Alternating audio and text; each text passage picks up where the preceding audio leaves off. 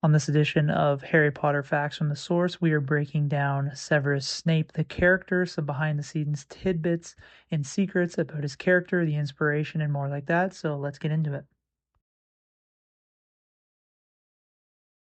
Number one, the Latin translation for Severus fits him very well. So in Latin, Severus translates directly to stern or harsh, which fits Snape's teaching style very well. Number two, the Old Norse translation for Snape also fits him well. To snape is an English verb that means to be hard upon, rebuke, revile, snub. This is inspired by the Old Norse word snapa, which means to outrage, dishonor, disgrace. To be hard upon definitely describes Snape's teaching style very well. Number three, the name Snape was inspired by an English village. J.K. Rowling has said that Snape's name comes from an English village in Suffolk. As of 2011, the population of Snape, Suffolk was 611 people. Number four, a new species of crab was named after Snape. In 2017, a new species of crab was named after Snape called Herriplax severus. This species of crab managed to stay hidden for 20 years, which is where it gets the inspiration from the Harry Potter novels. That is because Snape's true intentions were able to stay hidden from the Death Eaters for 20 years, and obviously the person who discovered this species of crab was a Harry Potter fan.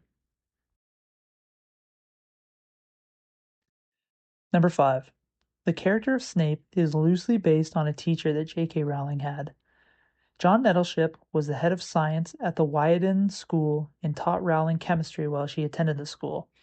During an interview, Nettleship revealed that he was first alerted to the comparison when a reporter came to his door and asked, "You're Professor Snape, aren't you?" He told his wife that some people think that he is Snape, and she responded by saying that she knew but didn't want to tell him. Quote, "The first I knew was when a reporter from a national newspaper knocked on the door 7 years ago and said, 'You're Professor Snape, aren't you?' said the former head of science. I suppose I was quite strict as a teacher, but I said to my wife, 'She thinks I'm Professor Snape.' She said, 'Of course you are, but I didn't want to tell you.'" End quote.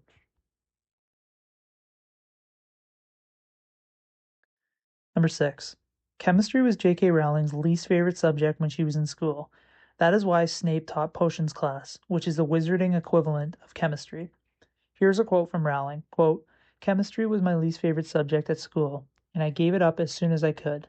Naturally, when I was trying to decide which subject Harry's archenemy, Severus Snape, should teach, it had to be the wizarding equivalent. This makes it all the stranger that I found Snape's introduction to his subject quite compelling. I can teach you to bottle fame, brew glory, even stop her death. Apparently, part of me found potions quite interesting, as Snape did, and indeed, I enjoyed creating potions in the books and researching ingredients for them." End quote. Number seven, Snape was born on January 9th, 1960. Snape shares a birthday, January 9th, with Princess Kate Middleton, Richard Nixon, Jimmy Page, Nina Dobrev, and Imelda Staunton, who played Dolores Umbridge in the Harry Potter movies. Number eight, Snape has a very specific smell. J.K. Rowling was asked by a fan what Snape would smell like on Twitter. She responded by saying, quote, "bitterness and old shoes," end quote. Number nine, J.K. Rowling says that Snape was one of the characters that she had the most fun writing in the entire series. Here's a Q&A with Rowling. Quote, question, "Who's your favorite character besides Harry Potter?" Answer, "It's very hard to choose. It's fun to write about Snape because he's a deeply horrible person." End quote.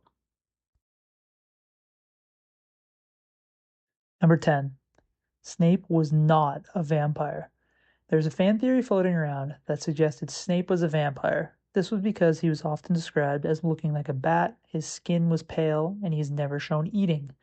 J.K. Rowling has since refuted this theory, saying that it is not true. Quote, "For a long time, there was a persistent fan rumor that Snape might be a vampire," she wrote.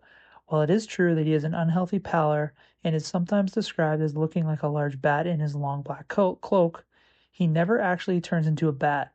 We meet him outside the castle by daylight, and no corpses with puncture marks in their necks ever turn up at Hogwarts." End quote. So there you have it. Those are 10 Snape facts. Please leave me a comment if any of these surprise you, or if you have any comments on any of the specific ones that we mentioned. Would love to hear from you and talk everything Snape related. Also, please subscribe to this channel. This is for our Harry Potter Facts from the Source series that I'm doing. There's a few already on the channel, and I plan to do many more, including one about Alan Rickman and some behind the scenes tidbits and facts about him. That's coming up in the future. So yeah, thanks for watching, and please subscribe to this channel for more Harry Potter related content.